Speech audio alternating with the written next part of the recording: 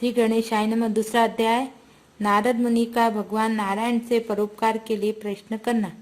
सूत जी बोले, हे ऋषियों, मैं श्री सुखदेव जी के मुख से राजा परीक्षित को श्रीमद् भागवत की परम मोक्ष देने वाली कथा को सुनकर और राजा की मोक्ष प्राप्ति को देख कर उनकी कृपा से यहाँ आया हूँ, जहाँ आप सब दीक्षित ब्राह्मणों के धर्म यज्ञ कार्य में प्रयत्नशील हुए लोगों का दर्शन कर कृतार्थ हो गया हूँ। ऋषिगण बोले, हे सूत जी, अन्य बातों को छोड़कर आप हमें वेद व्यास जी के मुख से सुनी हुई अपूर्व कथा सुनाइए, जो सार का विसार, महाश्रेष्ठ और आत्मा को प्रसन्न करने वाली अमृत से भी उत्तम पुण्यदायिनी कथा है, उसका पान कराइए। सूत जी बोले, हे ऋषियों, मेरा अहोभाग्य है कि आपने मुझसे गूढ़ अमृत कथा को पूछा है। अब मुझे जो कुछ ज्ञान है उसके अनुसार जैसा व्यास जी के मुख से सुना है वह सब सुनाता हूँ। एक समय नारद जी नर और नारायण के आश्रम पहुँचे। वहाँ बहुत से सिद्ध देवता और तपस्वी भी रहते थे। महाबेर, रुद्राक्ष, आंवले, बिल्व, आम, आम्रतक, आमांत्रक, कपित्थ, जम्बू, कदम्ब आदि अनेक प्रकार के वृक्ष लगे हुए थे।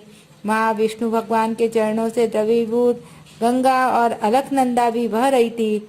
वहाँ महामुनि नारद जी लोक चिंतन करते हुए आ पहुँचे।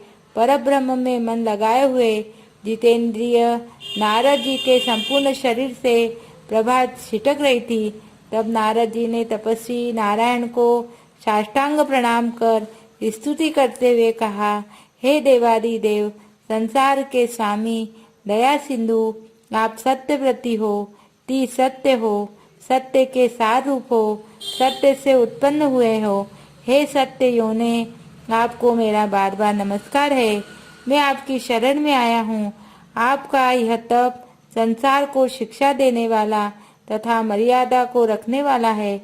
यदि आप तपस्या न करें तो पुण्यात्मा और पापी से व्याप्त यह पृथ्वी कलियुग में जैसे एक व्यक्ति के पाप करने से रसातल में चली जाती है, वैसे ही एक व्यक्ति के पुण्य करने से भी तर भी जाती है। यह आपका पुण्य प्रभाव ही है जिसके बल पर यह पृथ्वी टिकी हुई है।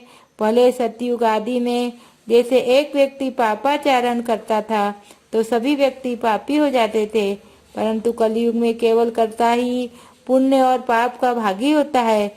यह सब आपके तप का प्रभाव है। हे भगवान, कलयुग में सब प्राणियों के मन विषय भोगों में आसक्त है।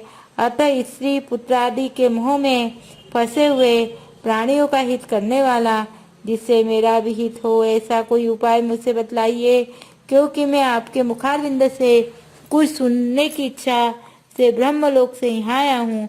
वेद भी बतलाते हैं कि भगवान विष्णु उपकार के प्रेमी हैं और इसलिए संसार के उपकार के लिए उस सार रूप कथा को कहिए, जिससे सुनने मात्र से जीव निर्भय पद को प्राप्त हो जाता है।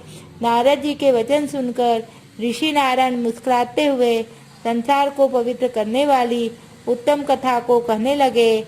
हे नारद, तुम ब्रज गोपियों के मुख रूपी कमल के लिए भ्रमर तुल्य रसिक शिरोमणि रासेश्वर भगवान श्री कृष्णचंद्र वृंदावन बिहारी की पुण्यमयी कथा को सुनिए। हे वत्स, जो संसार की पल भर में रचना करने में समर्थ है, उनके कामों का वर्णन कोई नहीं कर सकता। इस संसार के सार रूप भगवान के अगम्य चरित्र को तुम भली भांति प्रकार से जानते हो, जो वाणी से भी परे है। तो भी मैं तुम्हारे सामने पुरुषोत्तम भगवान के दारिद्र्य वैधव्य को दूर करने वाले उत्तम कीर्ति और पुत्र तथा मोक्ष को देने वाले अद्भुत महात्मा का वर्णन करता हूँ। हे नारद जी बोले, हे भगवान, यह पुरुषोत्तम नाम के कौन से देवता है, क्या उनका महत्व है, यह सब मुझे विस्तार से बताइए। सूत जी बोले, श्री नारायण नारद जी के इन वचनों को सुनकर एक घड़ी के लिए मन एकाग्र कर पुरुषोत्तम देवता का परिचय देते हुए बोले, पुरुषोत्तम नाम एक मास का नाम है जिसके स्वामी कृपा सिंधु भगवान पुरुषोत्तम ही है, इसलिए इसको ऋषि लोग पुरुषोत्तम मास कहते हैं। इसका व्रत करने से पुरुषोत्तम भगवान प्रसन्न होते हैं।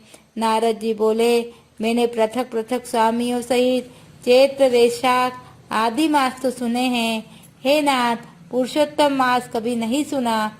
यह पुरुषोत्तम मास कौन सा मास है जिसके स्वामी दया सिंधु पुरुषोत्तम कैसे हुए, सो मुझे कृपा करके बताइए।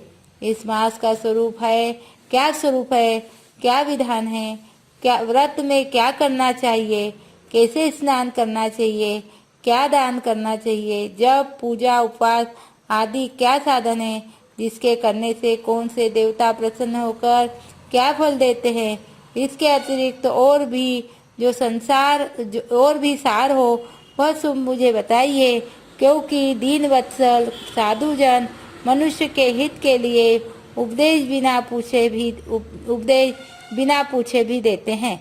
इस पृथ्वी पर जो लोग दूसरों के भाग्य के सहारे चलते हैं वे दरिद्री, दुखी, रोगी होते हैं और पुत्र की इच्छा करने वाले होते हैं, जिनमें कोई जड़, गूंगे, घमंडी, मूर्ख, कुचाली, मैले व फटे वस्त्र पहनने वाले, नास्तिक, लंपट, पर स्त्रीगामी, नीच, अति वृद्ध, पराई नौकरी करने वाले, निराश, मनोरथ पूर्ण न होने वाले, पराक्रमहीन, कुरूप, रोगी, कुष्ठी, अंगहीन, अंधे आदि होते हैं तथा कोई इष्ट मित्र वियोगी, कोई स्त्री पुत्र आदि से दुखी, कोई माता पिता से हीन, कोई सुख दुख से ग्रसित, कोई दुर्बल तो कोई मनोवांछित वस्तु से रहित है।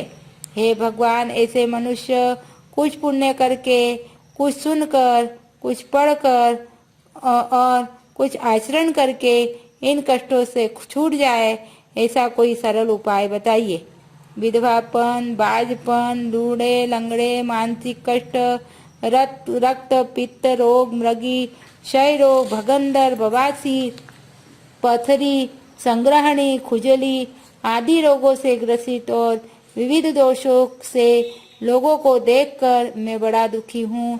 इसलिए हे कृपा सिंधु, आप मेरे ऊपर कृपा कीजिए और मेरे अंतःकरण की शांति के लिए हे सर्वज्ञ, सब तत्वों के ज्ञाता, कोई लोक कल्याण का उपाय भली भांति समझा कर कहिए। सूत जी बोले, नारद जी के संसार के हित करने वाले प्रश्न को सुनकर देवाधिदेव श्री नारायण चंद्रमा के समान शांति देने वाले मधुर शब्द कहते हुए बोले। दूसरा अध्याय पूर्ण। जय बोलो पुरुषोत्तम भगवान की जय।